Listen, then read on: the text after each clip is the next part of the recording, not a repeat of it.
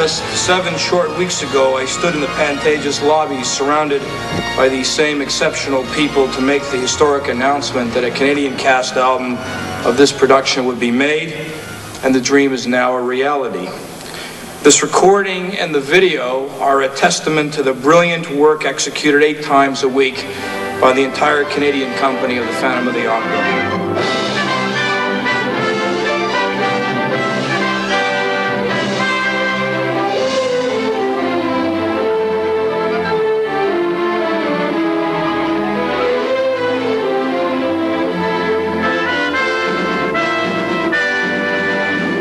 The obvious point that we lack here is any visual, so we have to capture the vibrance, the intensity of the performance on an audio track, and therefore it's exploring the nuance of language and the music to its fullest extent, and that's what we're concentrating here with the performers, on making them concentrate on that level of intensity of performance.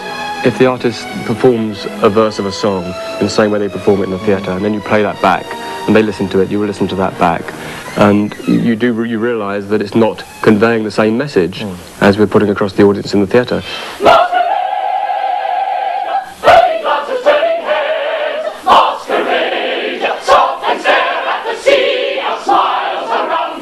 The recording, I think I was trying so hard to give it a sense of drama, and I had to do things that if you were watching me on stage, I'd be able to convey with my face or my body.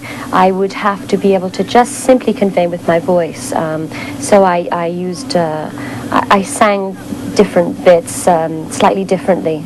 You go into a studio and it's cold, and you're working one off with a microphone, and that's very difficult to do. But I have to say that we did capture this. One of the remarks about this album is it's very, very dramatic.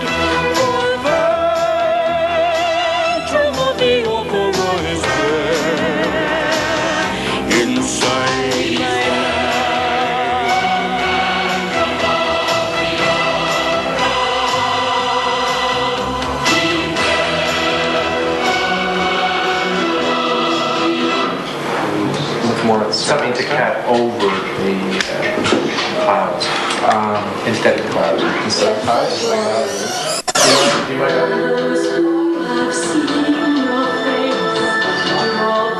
Making this music video is certainly different in that, first of all, there's a definitive storyline to follow, whereas that's not necessarily the way that a lot of music videos are made. Music videos, at least in my interpretation, are emotional pieces of film. We try to capture the emotion of the music more than necessarily a storyline. But with the Phantom of the Opera, there is an existing storyline, and it is already a stage production, so we were trying to cross over what existed into a new format of music video. Bill? Yep. When we do run ice, we keep it going, not stopping when the boat stops, okay?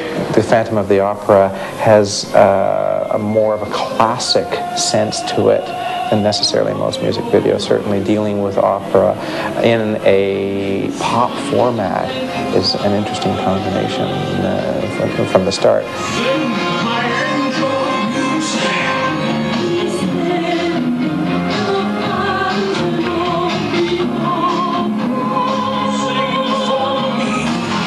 Film acting, again, is pulled back. It's smaller again on the stage because the camera exaggerates everything.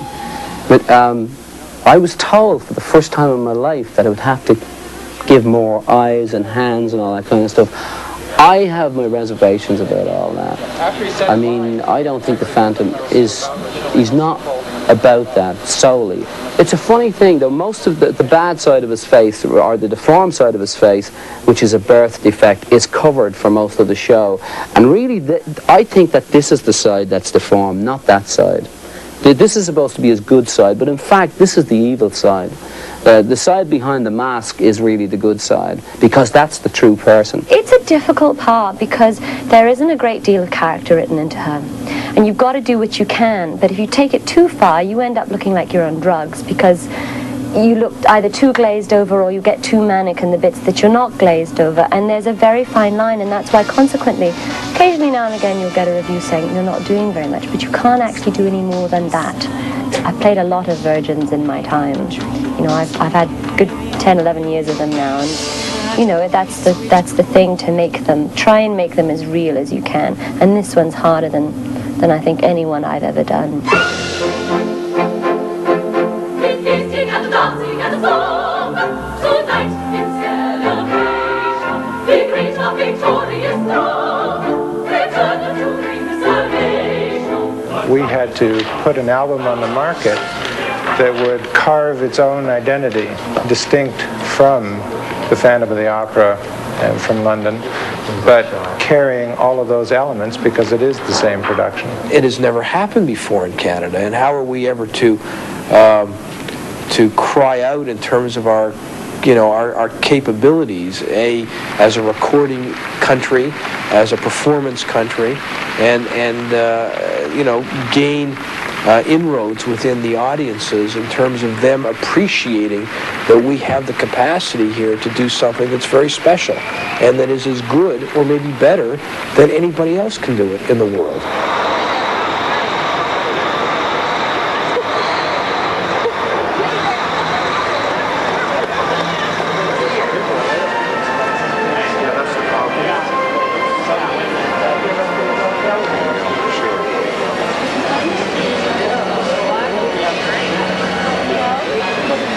I think that Phantom could not have opened in Toronto without the experience of 25 years in which we developed the technicians, the seamstresses, the prop makers, the set builders that Phantom used.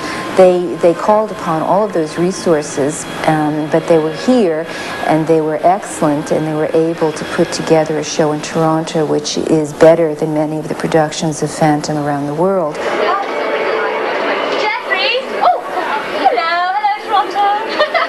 There should be great pride that the Canadian cast has been allowed to do this, because it's the first time this has ever happened to a Canadian show, and I think it's a very big thing. I really do, and I hope that it's first of many.